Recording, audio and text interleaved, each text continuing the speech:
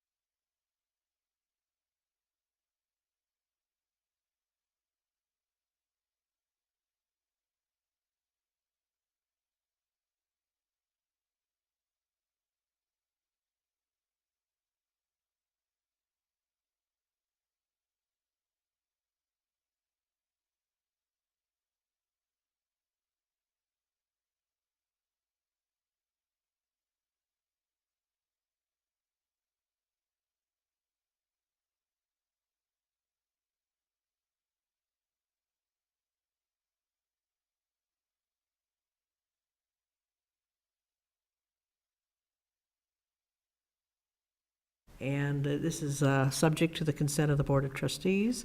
As you know, the village president appoints to the various boards and advisories. And I do recommend the appointment of Kimberly Howard to fill one of the 2 vacancies on the Board of Police and Fire, and her term will expire on April 30th, 2021. Do I have a motion to appoint? So moved. So moved by Mr. Dewar. Do I have a Second. second? Mr. Meyer. Okay, Mr. Meyer, thank you very much. All right, any questions, comments? I'm hoping at the next meeting to have another suggestion for you for fill that second vacancy. All in favor? Aye. Thank you. Okay, we now have the acceptance of the correspondence. That note, all correspondence was delivered to the Village Board of Trustees in the informational reports on January 11th and 18th, 2019. Great, thank you. I thought so, but it's so nice to have it confirmed. All righty, also along with that, as part of the consent agenda, is a resolution providing a guarantee in lieu of bond for village work that has been performed in the state right-of-way. Do I have a motion? So moved. Whoops. I got that moved by Mr. Anchorman? Lemieux and seconded by Mr. Ankerman. Any questions on this? I believe this is a roll call vote. Trustee Dewart. Aye. Trustee Grenier. Aye. Trustee Lemieux. Aye. Trustee Meyer. Aye. Trustee Toll. Aye. Trustee Ankman. Aye.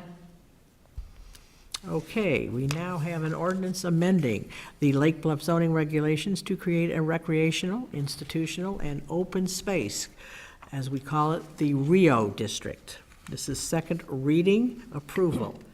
Do I have a motion? So moved. So moved by Mr. Toll and second Second. by Mr. Grenier. Since January 2017, the Plan Commission and Zoning Board of Appeals has studied recreational, institutional, and open space Rio uses within the village and recommended by the 1997 Comprehensive Plan.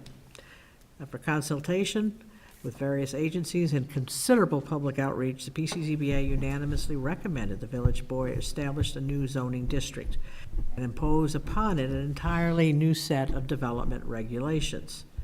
This is one of 3 ordinances to implement the Rio District, okay? And we spent a good deal of time discussing that last week, so I don't feel that I really have to redo that again unless somebody would like to hear my pearly words. Okay, hearing none, do we have, can I have a motion? Or I already got my motions, could do it all in favor? Aye. Thank you.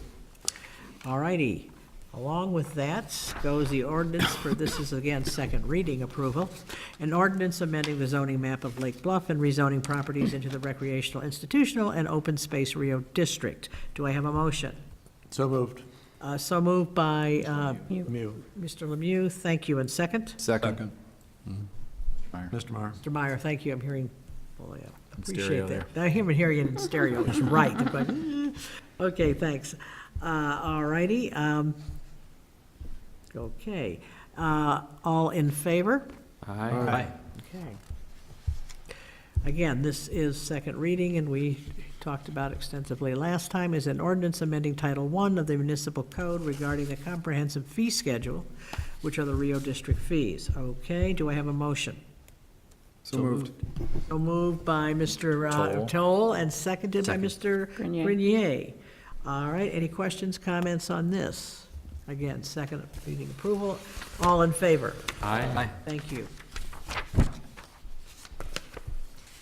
You know, I'd hate for that moment to go by without saying Please go that ahead. was another one of those. There was moments here that I've been at Village Hall when we put together the unified municipal code. That was a watershed moment for the village in terms of a lot of work.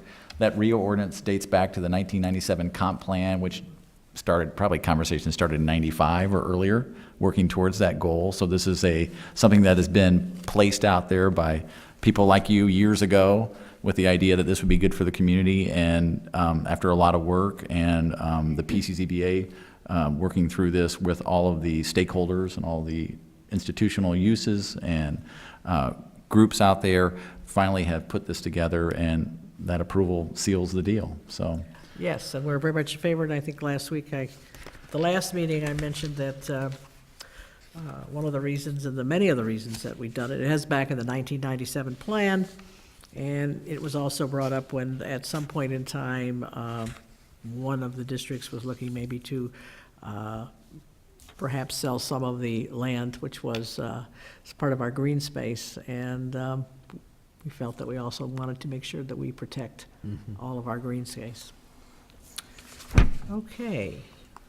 Right now, we have also, item number 15 is a resolution approving a collective bargaining agreement with the Fraternal Order of Police. This is with our sergeants. There's a separate one for our other police. I need to have a motion to adopt. So moved. So moved by Mr. Lemieux, and a second. Second. And second by Mr. Meyer. Mr. Meyer, thank you. The collective bargaining agreement with the village police sergeants expired on April 30th, 2017. Beginning in late 2018, the village negotiating team, chief of police, finance director, and village administrator, with guidance from village labor attorney Jill O'Brien, started meeting with the sergeants to negotiate a new agreement. The four-year agreement with the Lake Bluff sworn police sergeants, recommended by the negotiation team for the village board approval, includes the following substantive business terms: one-time equitable adjustment to base salaries of $200, a 2.5 increase in wages each year with retroactivity to May 1st, 2017. By the way, the sworn police officers were awarded the same by an arbitrator. New longevity stipend of $25 per pay period that is added to the base salary beginning the first full payroll period following the sergeant's anniversary date. Sworn police officers also have that same benefit. And new language to match sworn police officers regarding definition of immediate family, medical insurance including opt-out payments, and drug and alcohol testing and procedures in situations where discharge of a weapon causes injury or death. On January 21st, 2019, Field Supervisor Kevin Krug of the Fraternal Order of Police notified the village that the proposed order had been agreed to by a majority of the members. Staff will be present to respond with questions from the village board. Did I get a motion on that one? You did. I did on that one. Good. Any questions and things for this new adoption of this new contract? The only probably factoid that's not in there is this collective bargaining agreement has a bargaining unit of 3. So 3 individuals make up this unit, so Yeah. Anybody else have small any? universe. This is a roll call vote. Trustee Grenier? Aye. Trustee Lemieux? Aye. Trustee Meyer? Aye. Trustee Toll? Aye. Trustee Ankman? Aye. Trustee Dewar? Aye. Did we pull the ordinance for the franchise? Yeah, so, yeah, I don't know, Peter, if you want to talk about Yeah, which had been number 16, but I think we're pulling Yeah, that. yeah, it's not ready to go for your consideration this evening, but should be ready by the next village board meeting, so. All righty, which agenda item number 17, which is a resolution approving intergovernmental agreement by and between the Village of Lake Bluff and Lake County regarding the Robert McClory Bike Path Bridge Replacement Project. Do I have a motion, please? So moved. So moved by Mr. Grenier, and a second. Second. Second by Mr. Lemieux, sorry. The village has been working for several years to replace the existing pedestrian bridge on the Robert McClory Bike Path over West Scranton Avenue. 2014, the village received a grant from the Illinois Department of Natural Resources in the amount of $87,600 and has had a preliminary agreement to share the remaining project costs equally with Lake County. Project was delayed in 2015 when the Illinois Department of Natural Resources suspended the grant due to lack of funding, and permitting issues were identified with the Illinois Department of Transportation, as we so fondly call IDOT, regarding the vertical clearance between West Scranton Avenue and the bottom of the pedestrian bridge. Further discussions with IDOT have identified a way in which the bridge replacement could be permitted without significantly raising the bridge, and the grant has recently been reinstated. The village contacted Lake County to request participation in the cost of the project, and Lake County agreed to share in 50% of the project design, construction, and engineering costs that exceed the $87,600 grant, up to a maximum of $100,000. Lake County drafted an intergovernmental agreement, which has been reviewed by staff and attorney. It is estimated the project will cost $200,000 more than the grant, which would be split between Lake County and the village. Any cost above that amount will be borne solely by the village. The village's FY19 budget contains $40,000, and the tentative 20 budget contains $125,000 for the project. Does anyone have any questions about this? This goes back several years. This has been a concern, and certainly been a concern by a lot of the school children and other pedestrians who certainly over the years have talked to me about this bridge, which is extremely narrow. And when you are going on a bicycle, it becomes a little nerve-wracking, and it really cannot have two going at once at this one. My daughter's terrified of it. Yeah, I would say half the kids get very terrified of it. It's certainly not standard, but this should dramatically, hopefully, improve the safety, and certainly for the kids and for everybody else that uses it. What was the issue of raising the bridge? Well, wasn't there, so you know that, yeah, tell us, Jim, wasn't something about truck heights and different things? IDOT has a minimum vertical clearance between the pavement and the It's bridge. the topic, it's a sore subject, but go ahead. It is a sore subject. And Sorry. we asked them to waive that requirement because there are bridges on either side of this pedestrian bridge that Yeah. are lower. That bridge is They not said lower than- no. We promised them that we would build it at the current height, but we would rebuild it if they ever moved the railroad bridge. We promised. They didn't take that promise. Well, we know it's gonna freeze over when that happens. Exactly. Apparently, the thought of perhaps like a dump truck or something raising their dump after they crossed underneath the railroad bridge before they hit the pedestrian bridge was a risk that they were not willing to take, which that's their permission to give. But they had said if we build it to the same standard as a vehicular bridge, that they could likely permit that.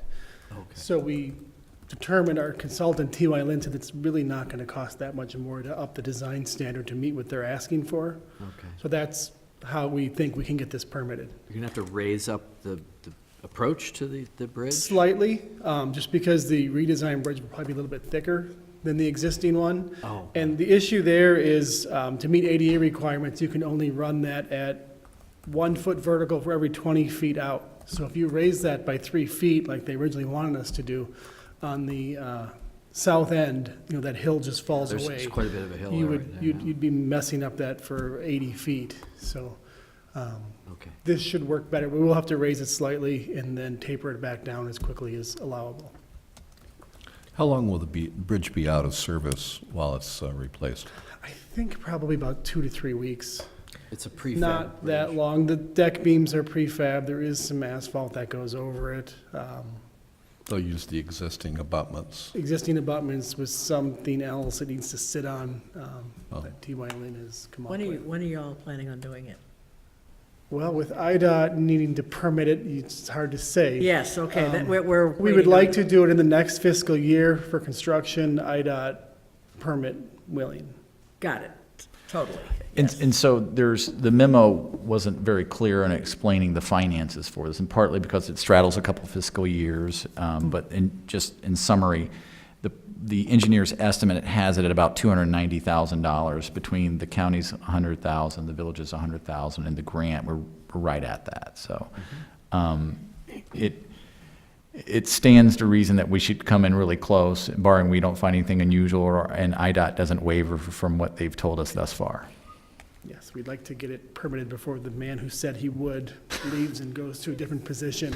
Somebody else reviewing that. That's my rush. That, and, we did have some concrete fall from that bridge onto the roadway last In the spring, yeah. So it needs to be replaced either way. And Lake County's been a great partner with this, and they were on standby with this, hoping that this grant would get re-released. And they've always been super in regards to the bike trail system. And this is something that they were excited to help us with, and we're very flexible, so.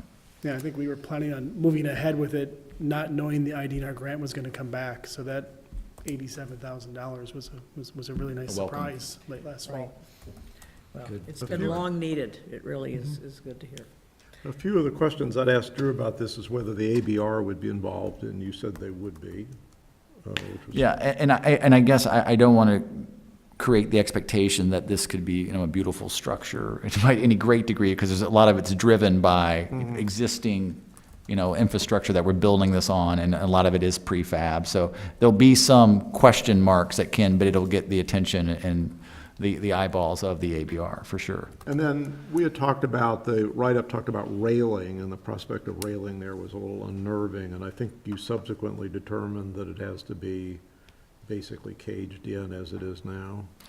Do you want to talk about just the standard you looked at? Not a cage over the top of you, I mean, just a railing of, I think we had about 8 feet is what they had put in the standard. Okay.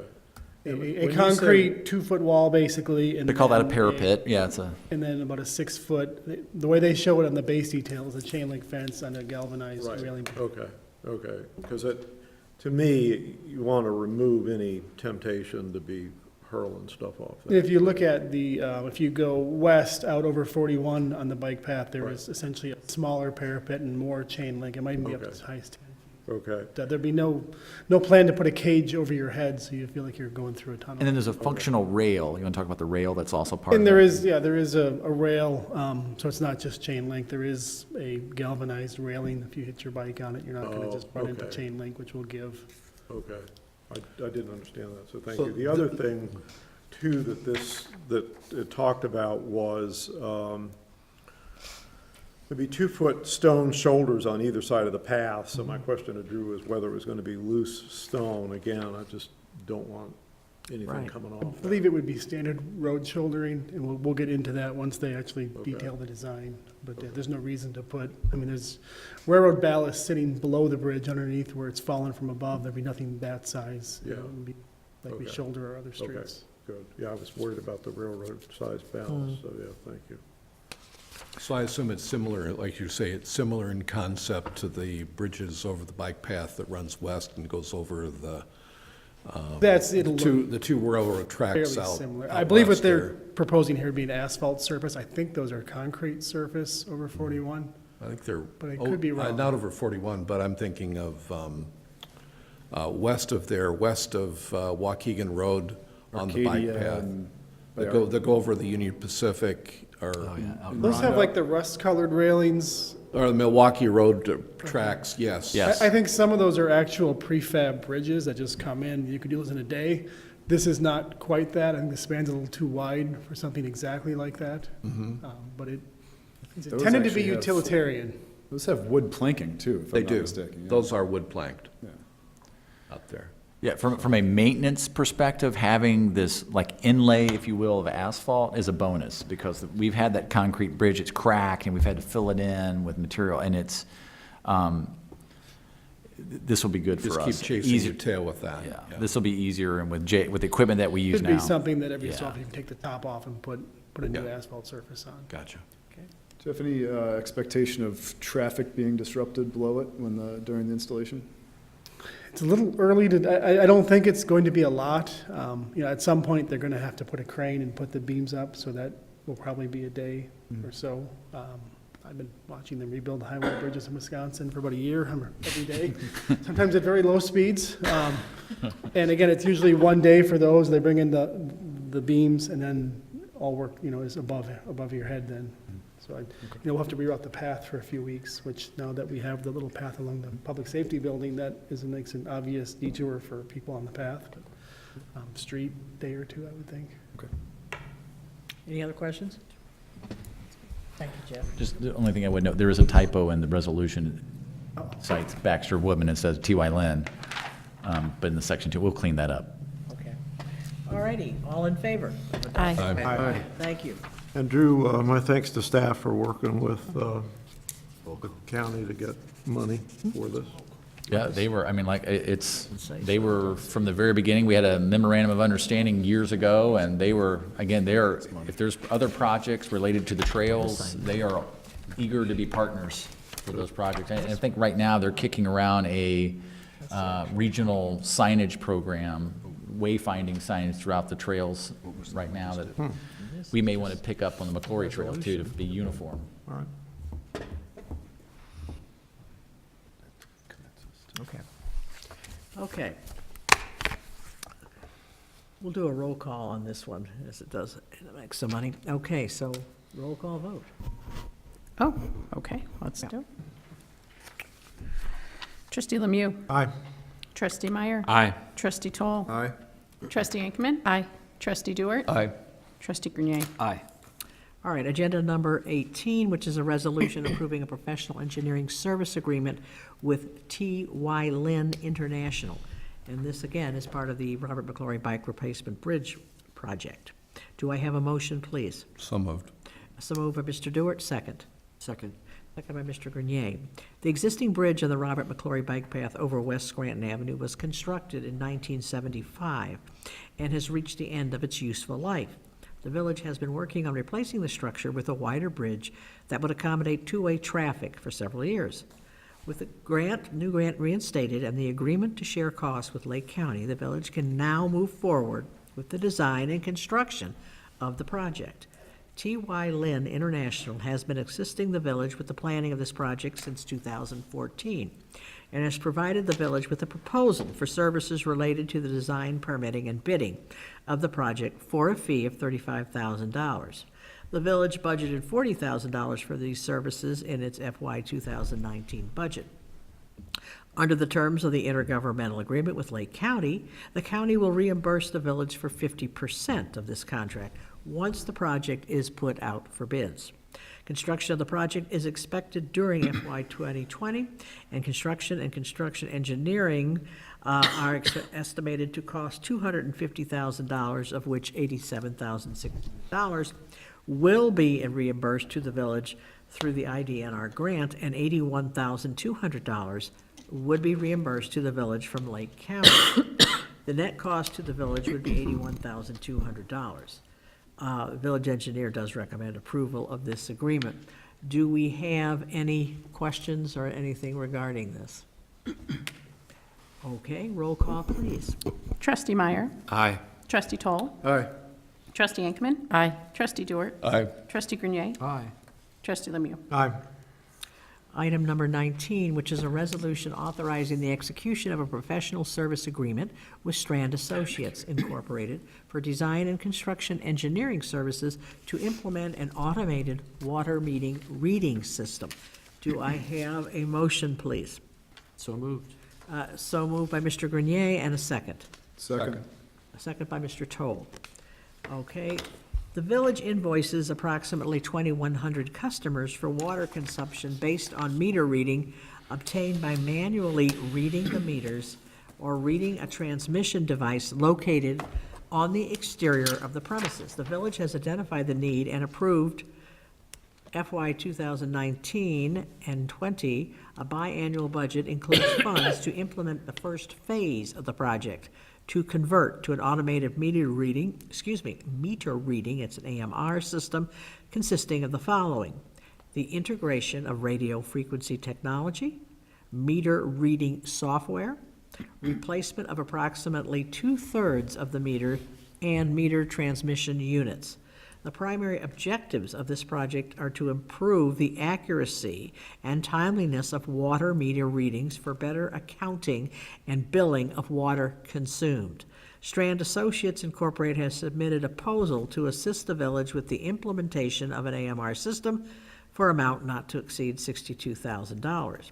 The current project will install the AMR system and includes the replacement of approximately 2/3 of the water meters within the village. The remainder of the water meters are planned to be replaced in FY '21.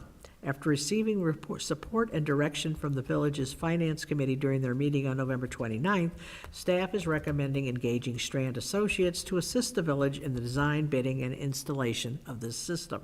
Strand Associates has successfully completed similar projects for the villages of Deerfield, Kenilworth, Buffalo Grove, Hinsdale, and Schaumburg, and the cities of Lake Forest and Highland Park. Do I have any questions here regarding this? Roll call, please. Trustee Toll? Aye. Trustee Inkhman? Aye. Trustee Dewar? Aye. Trustee Grenier? Aye. Trustee Lemieux? Aye. Trustee Meyer? Aye. Okay. Trustees report. Guess I just have a question. Oh, sure. I suppose this is to Drew, with the upcoming extreme cold, do we have any plans to, have a warming area? I know we've done that in the past. Yes. And so we put this out last week in anticipation of the polar vortex settling in over the greater Chicagoland region. But the answer is yes. We have opened up the public safety building, and we've pushed it out through our normal media channels. And we're going to do it again tomorrow, again, the next push. And unfortunately, we have two members of the press here, who I'm sure, writing this down feverishly. Right, Dan? And but to try to get the word out. And so, and I've also been notified, there's multiple ones in the area. Some private businesses have opened their doors. So there's lots of, the good news is there's places for people to go locally in the Lake Forest, Lake Bluff area. So, and public safety building right across the street here at 45 East Center Avenue is one. Thank you. Good point. Anybody else? Okay. We could do a motion to go in executive session. I believe the only thing we have on the agenda tonight is consideration of the January 14th minutes. So do I have a motion just to consider those minutes without going into an executive session? To approve them. To approve the minutes. Thank you for that correction. Motion to approve. Motion to approve. Thank you, Mr. Lemieux. And do I have a second? Second. Second by Mr. Dewart. Any corrections? Hearing none. All in favor? Aye. And do I have a motion to adjourn? So moved. So move, Mr. Meyer. Thank you. And a second. Second. Second by Mr. Toll. All in favor? Aye. So be it. Thank you all.